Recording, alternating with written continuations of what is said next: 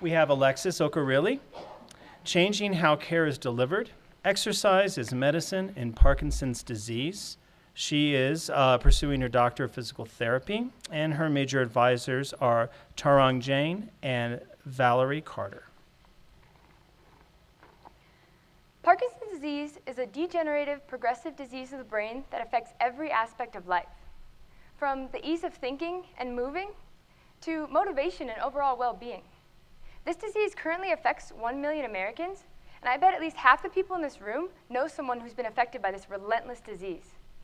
A disease that causes people to look like this, slump into a stooped posture, develop a shuffling walk, and it reduces their overall ability to do some of the things they love most in life, like being able to get on the ground and play with their grandkids, for example.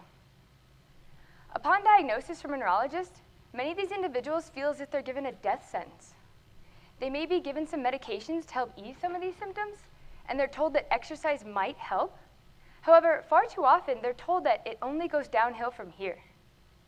I'm excited to tell you guys that that's not how it has to be. For the past 3 years, I worked in a community gym that specializes in the treatment of individuals with Parkinson's disease through exercise across all disease severity. So I've personally seen how exercise can positively impact the lives of over hundreds of individuals with Parkinson's disease. As an example, I got the privilege of working with a Vietnam War veteran who came to us mostly dependent on a wheelchair and really unable to take care of himself. Now he's more independent and able to use a walker, getting up off the ground by himself, and he's just loving life again. So if exercise is medicine, and we know that not every medication works for every diagnosis, does how they exercise matter? This question led me to my study. I looked at 2 different groups of people with Parkinson's disease that were both exercising at least 3 times per week. One group was exercising either on their own or in a general exercise class, and the other group was participating in this disease-specific program with an instructor that emphasized functional activities of twisting, reaching, and stepping across multiple postures. I used 3 outcome measures to assess their abilities to get up from a chair, walk forwards and backwards, as well as make turns. What I found was that the group that was participating in this type of program significantly outperformed the other group. They were taking bigger steps. They were walking safely and efficiently forwards and backwards, and they looked as if they didn't have Parkinson's anymore.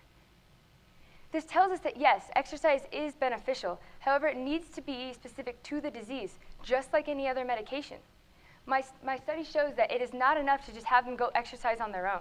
They need the motivation along with the exercise prescription of high-intensity, disease-specific movements in order to get them exercising at the level to counter those symptoms so they're able to maintain an active lifestyle, improve their quality of life, and potentially delay the progression of this frustrating disease. That's why I believe exercise is medicine for Parkinson's disease, and how they exercise matters. Thank you.